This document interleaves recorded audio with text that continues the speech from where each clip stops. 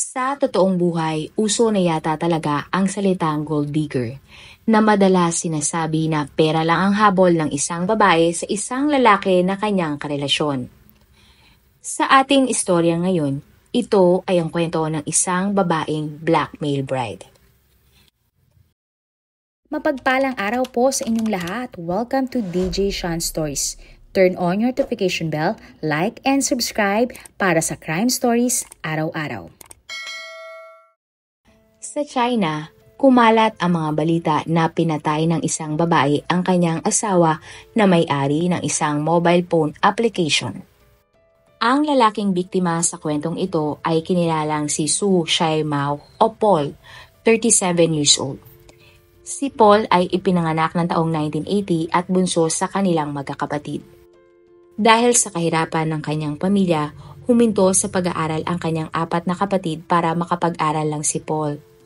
Dahil sa kanyang katalinuhan, naging scholar si Paul at nakapagtapos ng may honors. Si Paul ay naging isa sa pinakamahusay na programmer dahil sa pagmamahal niya sa program development. Taong 2007, nagtapos si Paul ng kanyang master's degree at kalaunan nagtrabaho si Paul sa isang kumpanya bilang developer sa loob ng 3 taon. Taong 2012 naman, nang nag-resign si Paul sa trabaho at itinayo ang kanyang sariling kumpanyang Beijing Chaowei Technology Company na ang pangunahing produkto ay ang WePhone. Ang year 2012 ay ang taon na mabilis ang pag-unlad ng mobile internet. Dahil dito, umunlad at nakilala ang WePhone na gawa ni Paul at mabilis na nagbigay sa kanya ng net worth na $10 million o 563 million sa pesos. Nakabili si Paul ng apartment sa Beijing at isa pang bahay para sa kanyang mga magulang. Kinuhanan din ni Paul ang kanyang mga magulang ng retirement plan. Hindi din naging madamot si Paul sa kanyang mga kapatid. Binibigyan niya din ang kanyang mga pamangkin ng panggastos sa kanilang pag-aaral. Simple lang ang itsura ni Paul, hindi katangkaran at nakasalamin. At dahil busy siya sa pagpapaunlad ng kanyang kumpanya, hindi na nabigyan ng atensyon ni Paul ang pakikipagrelasyon. Ilang beses na din siyang sinabihan ng kanyang pamilya na maghanap na ng mapapangasawa. Para nga makumpleto na ang kanyang buhay, nagpa-register si Paul bilang VIP sa isang dating website. Nang una pa nga ay hindi niya pinapansin ang website nito, pero dahil nangungulit na ang kanyang pamilya na siya ay dapat magkaroon na ng kanyang sariling pamilya, ito ay kanyang sinubukan. Doon na nga niya nakilala ang isang babae. Ang babae ay si Zhao Xinxin o Mina. Si Mina ay ipinanganak sa isang probinsya ng China ng taong 1986. Ang kanyang ama at tiyuhin ay parehong guro sa isang universidad. Ang kanyang ina ay nagtatrabaho bilang isang accountant sa paaralan at ang kanyang lolo ay retiradong punong guro ng isang universidad. Sa ganitong uri ng background ng pamilya, ang pag-aaral ni Mina mula sa pagkabata ay naiiba mula sa mga ordinaryong tao. Kaya ang kanyang mga grades ay palaging matataas. Si Mina ay may natural na kagandahan at talangiti. Bata pa lang siya ay pinupuri na siya dahil sa kanyang kagandahan. Hanggang sa paglaki nga niya, siya ay hinahangaan. Maraming humanga na mga kalalakihan sa kagandahan ni Mina kaya madalas siyang nakakatanggap ng mga love letters. Kung tutusin mula sa kanyang itsura at pinagmulang pamilya, walang sino man ang maniniwala na siya ay isang malupit at masamang tao. Sa kanyang pagdadalaga, tila hindi interesado sa pag-ibig at nakatuon lang si Mina sa kanyang pag-aaral. Si Mina ay maayos manamit kaya maraming naghahabol sa kanyang mga lalaki at karamihan sa mga ito ay mayayaman. Nang makapagtapos na ng pag-aaral, nauna nang magpakasal si Mina noong January 17, 2011 kay Lei, isang mayaman niyang kaklase sa graduate school. Pero agad din silang naghiwalay ng April 1, 2011 at halos 3 buwan lang silang nagsama bilang mag-asawa. Nakuha ni Mina mula sa kanilang paghiwalay ang isang Volkswagen na sasakyan at 1 million pesos ng taong 2011 para sa youth fee loss na binayaran ni Lay. Pagkatapos ng graduation, si Mina ay nagtrabaho sa isang opisina. Maagang nakatikim ng maluhong pamumuhay si Mina at hindi siya nasanay sa pagtatrabaho kaya huminto siya dito. Napaisip tuloy ang mga tao sa paligid ni Mina kung paano niya napapanatili ang kanyang mga luho. Yun pala, si Mina ay naging VIP member ng isang marriage and love website, isang dating site kung saan nagbabayad ng malaki ang mga lalaking gustong makipag-date sa isang babae. Karamihan sa mga lalaki na naandon ay may edad at mayayaman. Dahil sa VIP si Mina, nakaka-blind date niya ang mga taong malalaki ang ibinabayad bilang membership o ang mas mayayaman. Sa love and marriage website na ito noong taong 2013, nakilala ni Mina si President Lee, isang boss ng kumpanya at nagkaroon sila ng relasyon. Binigyan ng lalaki si Mina ng isang BMW na sports car at lahat ng uri ng karangyaan na gusto ni Mina. Pero kalaunan, napagtanto ni President Lee na kahit ano pang ibigay niya kay Mina ay hindi ito makukontento. Kaya naman nakipaghiwalay si President Lee kay Mina matapos ang isang taon. Taong 2016 naman, nakilala ni Mina ang isang mayamang CEO na si Mr. Wang sa ibang dating website. Gumamit din si Mina ng iba't ibang paraan para bigyan siya ni Mr. Wang ng bahay sa Fifth Ring Road sa Beijing. Bukod doon, binigyan din siya ng isang villa ni Mr. Wang. Pero kalaunan ay naghiwalay din sila. Doon na nga nakilala ni Mina si Paul. Matapos nilang mag-usap sa dating site, nagkasundo silang magkita ng personal. March 30, 2017, nagkita sina Paul at Mina sa isang coffee shop kung saan sila nag-date. Casual naman ang kanilang naging pag-uusap at sinabi ni Mina kay Paul na may trabaho siya sa isang kumpanya. Matapos ang date, una nang nagpahiwatig ang dalagang si Mina kay Paul na parang gusto niya agad si Paul. Noong March 31, kinontak ni Mina si Paul. Sinabing maganda ang kanyang unang impresyon sa binata kaya hiniling ni Paul kay Mina na magkita silang muli. Sa pangalawang date, lumalim ang pagkakakilanlan ng dalawa sa isa't isa. Sa kanilang pag-uusap, nalaman niya na pareho sila ng kanilang lunar birthday. Nang marinig ito ni Paul, naniwala naman siya kay Mina at inisip na tila destiny ata talaga sila ni Mina. Nang sila ay makauwi na sa kanilang bahay, nag-text pa si Mina kay Paul ng, "Gusto kita," yung tipong love at first sight. At para sa akin, tayong dalawa na talaga ang nakatadhana. Dagdag pa ni Mina, si Paul ang gusto niyang mapangasawa at maging tatay ng kanyang mga anak. Hindi naman makapaniwala noon si Paul na ang babaeng napakaganda katulad ni Mina ay magugustuhan siya. Hanggang sa nahulog na nga ang loob ni Paul sa ganda ni Mina at sila ay naging magkarelasyon. Pagkatapos ng kanilang pagkikita, nag-post si Mina ng video ng isang ibong lumilipad sa kalangitan na ang kahulugan sa Chinese ay abundance, karangyaan o pera. Nakita ni Paul ang post na ito, kaya naisip niya na ganun ang gustong buhay ni Mina, magarbo at marangya. Kaya naman para ipakita kay Mina na kaya niya ang pamumuhay na gusto ni Mina, ipinakita niya kay Mina ang kanyang bank account na milyon-milyon ang laman. Natuwa naman si Mina sa ginawa ni Paul.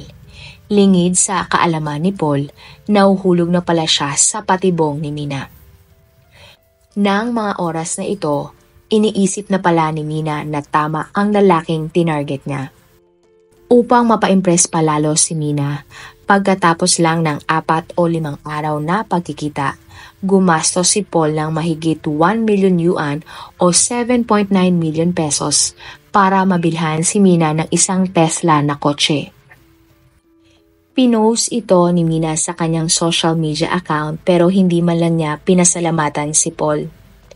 Nagsimula na din mag-travel sa iba't ibang bansa sina Paul at Mina. Madalas din bilhan ni Paul si Mina ng mamahaling damit, sapatos, bag at iba pang mga luxury goods. Sa unang bahagi ng April 2017, bumisita si Paul sa kanyang mga magulang na kasama si Mina. Matapos nilang kumain, si Mina ang naghugas ng kanilang pinggan. Lumabas sila para mamasyal at si Mina ay hawak-hawak ang kamay ng nanay ni Paul habang inaalalayan ang matanda sa paglalakad. Nagustuhan ng pamilya ni Paul si Mina dahil sweet umano ito at may kusa. Sa kabilang banda, hindi naman kahit kailan nakilala ni Paul ang pamilya ni Mina. Maski mga kaibigan ng kanyang girlfriend ay ni minsan ay hindi niya din nakilala. Pero kahit na ganon, nagsama na sa isang bahay sina Paul at Mina. Nang bumiyahe ang dalawa sa Hainan, isang probinsya sa China, gumastos si Paul ng 3.2 million yuan o humigit kumulang 25 million pesos para bumili ng isang sea view house at ilagay sa pangalan ni Mina ang bahay. Ipinakilala ni Paul si Mina sa kanyang mga kaibigan at sa mga tao sa kanyang kumpanya. Samantala, napaisip si Paul na hindi pala niya alam kung saan talaga nagtatrabaho si Mina. Nang mag-CR ang kanyang girlfriend, chinek ni Paul ang cellphone ni Mina. Doon ay nakita niya na dalawa ang account ng WeChat ni Mina na kanyang pinagtaka. Chinek din niya sa internet ang sinabi ni Mina na pareho ang kanilang lunar birthday. Nagulat si Paul na hindi pala totoo ang sinabi ni Mina. Kasabay ng mga natuklasan niya kay Mina, napansin ng pamilya ni Paul ang ginagawa niya kay Mina. Sinabihan siya ng kanyang pamilya na hindi pa man sila kasal ni Mina pero bakit ganun na lang niya pagkagastusan ang babae. Ang hindi alam ng pamilya ni Paul, nabulag na pala ng kasilungalingan sa pag-ibig si Paul. May 31, sinabi ni Mina kay Paul na inaayos na niya ang mga papeles ng kanilang kasal. Gustong-gusto nang magpakasal ni Paul dahil siya ay 37 years old na. Nagkasundo silang dalawa na irehistro ang kanilang kasal sa June 2. Ngunit hindi pa noon nakukuha ni Mina ang divorce mediation document mula sa kasal niya noon kay Lei.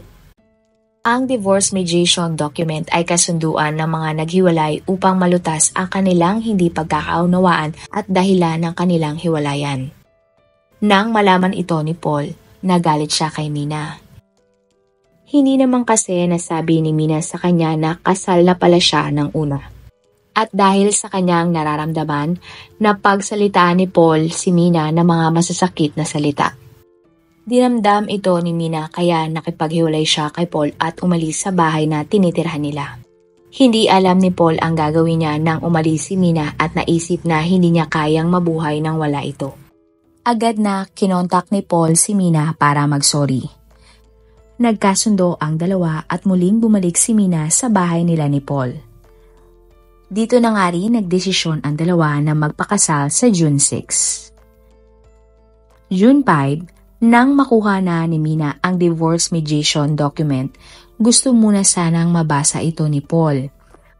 Ngunit para kay Mina, prebadong bagay ito at sinabi niya kay Paul na kung gusto niya talagang mabasa ang dokumento, kailangan niyang magbayad ng 880,000 yuan o humigit kumulang 6.9 million pesos.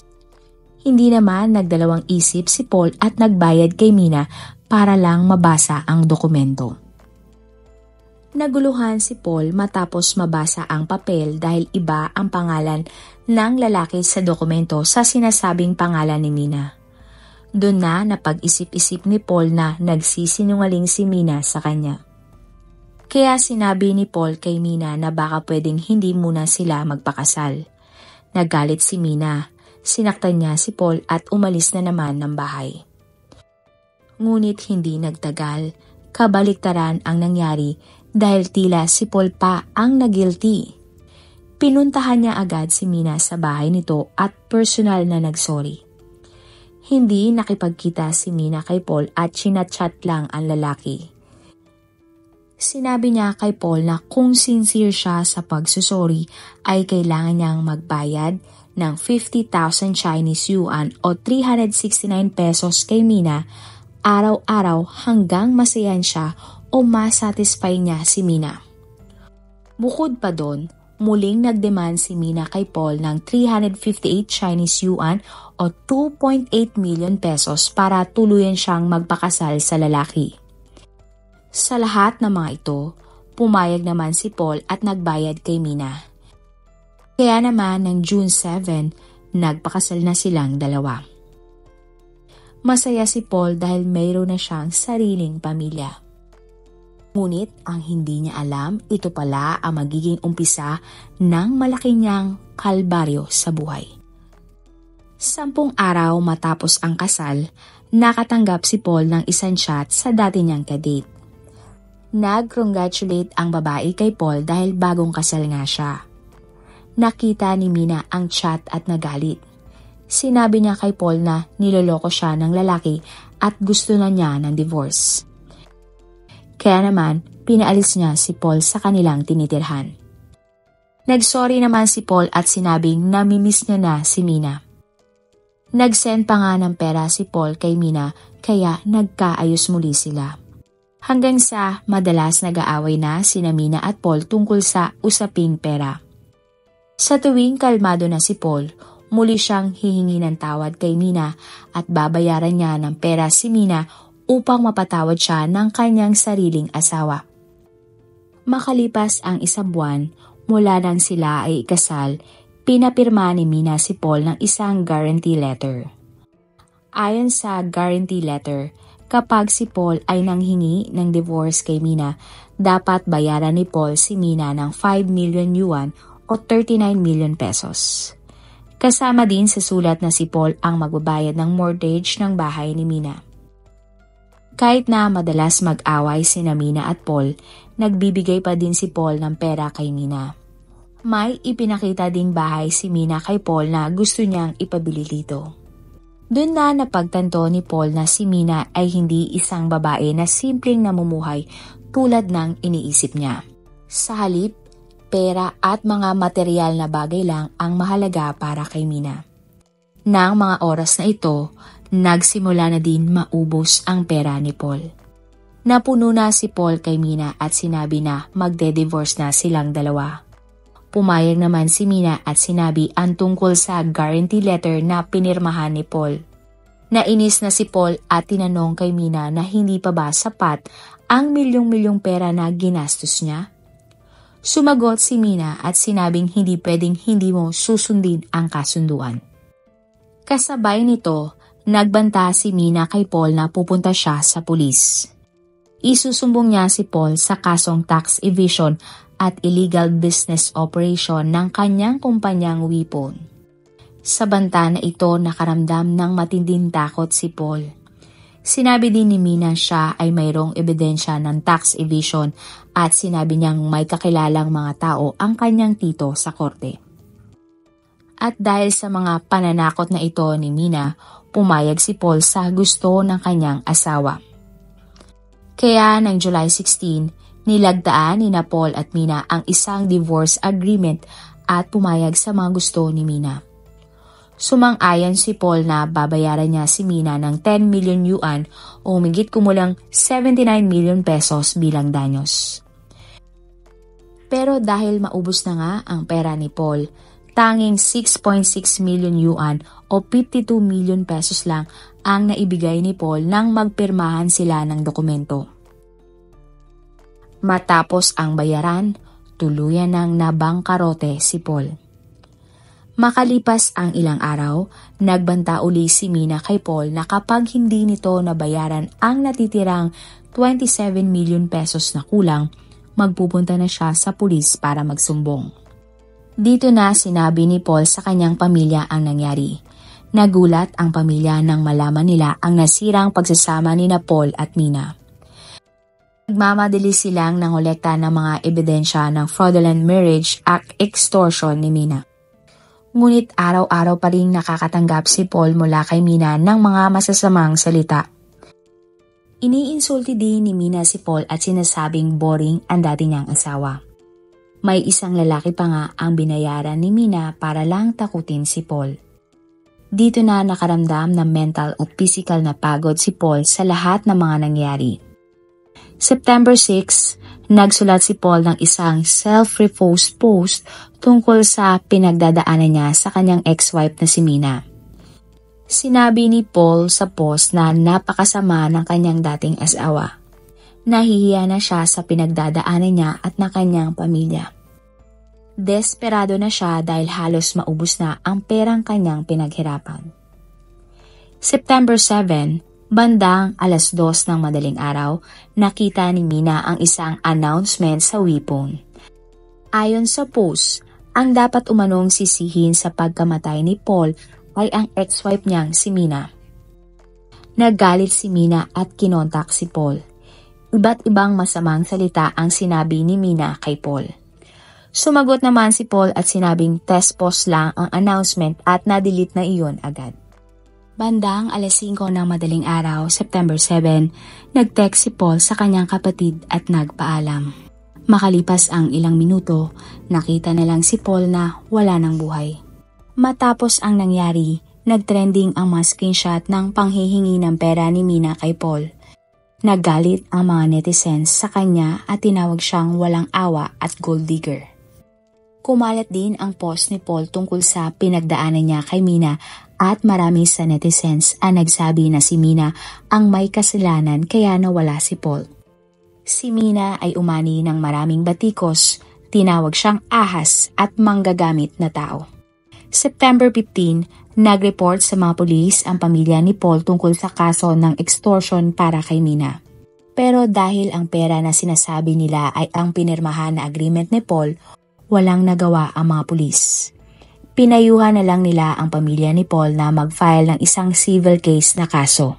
Matapos kumalat ang nangyari kay Paul sa internet, ang tiyuhi ni Mina ay nag-post tungkol kay Mina. Ayon sa kanya, pamangkin niya si Mina pero sobrang tagal nilang hindi nag-uusap at nagkikita. Inamin din ng lalaki na isa lamang siyang guro at scientific researcher sa isang university. Wala daw siyang kakilala umano sa korte tulad nga ng pananakot ni Mina. Inimbestigahan naman ng tax department ang phone ngunit wala silang nakitang kinasasangkuntan ng kumpanya na tax evasion. Matapos mawala ni Paul, kinuha ni Mina ang yaman na nakuha niya mula sa dating asawa at nanahimik ng ilang buwan. April 16, nagpost si Mina na siya at ang kanyang pamilya ay biktima ng pangaharas ng mga tao. Binaliktad niya ang kwento at sinabing siya ang biktima. Kulang umano ang atensyon na ibinibigay sa kanya noon ni Paul at isang beses pa umano ay sinaktan siya nito. Ang guarantee letter daw ay isinulat mismo ni Paul at hindi niya ito pinilit pumirma. Dahil daw sa galit kaya niya lang nagawang magbanta kay Paul. Kasabay nito, nagtrending ang mga screenshot ng conversation ni Mina at ng kanyang mga kaibigan.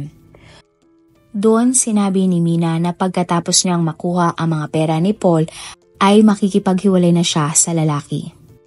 Pati ang mga dating karelasyon ni Mina ay nabunyag na din sa social media. Maraming nagsabi na tila gawain ata talaga ni Mina na mag-asawa at makipag-divorce agad matapos makakuha ng malaking pera sa mga lalaki.